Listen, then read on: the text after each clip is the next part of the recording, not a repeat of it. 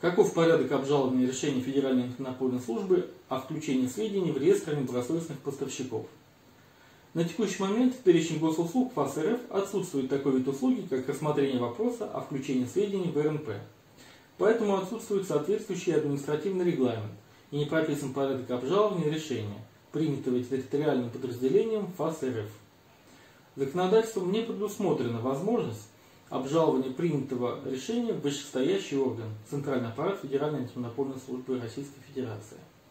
Поэтому единственный способ отменить решение – это в соответствии с частью 11 статьи 104 44 Федерального закона направить в арбитражный суд по месту нахождения соответствующего УФАСа заявление о признании недействительным ненормативного правового акта. Такое заявление необходимо направить в течение 3 месяцев.